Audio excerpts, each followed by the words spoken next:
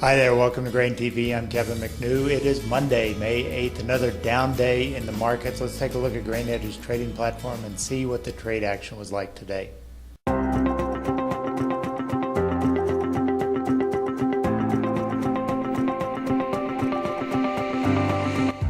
Grain started the week in negative territory as weather maps pointed to more favorable planting progress in the weeks ahead.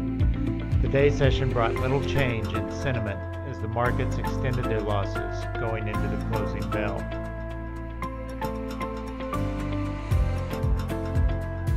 The markets made a half-hearted attempt to push off the lows in the final minutes of trade, but still closed in the bottom end of the day's range. On the close, corn was off 4 3/4, soybeans were down 8 3/4, and Chicago wheat lost 8 3/4 as well. Welcome back. Let's take a look at some of the news that was shaping the trade today. Mostly it was about weather.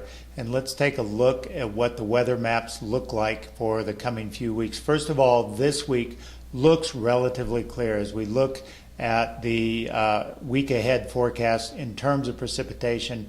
Much of the Corn Belt will be fairly dry and warm, which should be favorable for continued planting progress. We'll talk about USDA's planting numbers here in a second, but the week ahead looks very favorable with about 75% of the grain belt seeing fairly dry conditions, which should help speed along planting. But once we get past this week, we should see a continuation of the early part of May, last half of April, where it was very wet, especially in the western Corn Belt and Central Plains. So that will be sort of a reverse of the week ahead.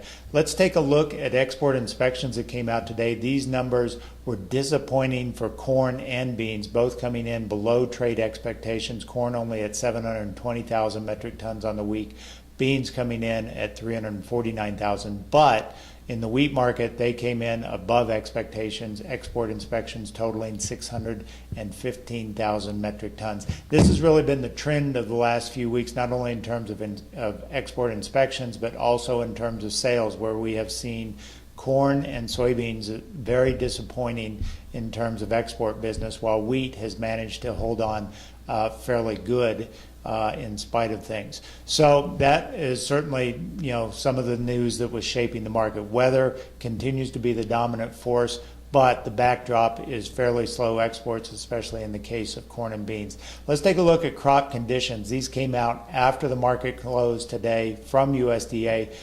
Coming into this report, we had corn plantings last week at 34%. Obviously, last week we had a very wet week across much of the key growing areas. This week's number was expected to only be 44%, about a 10% bump. But USDA came out with a 47% increase, much higher than trade expectations of 44%.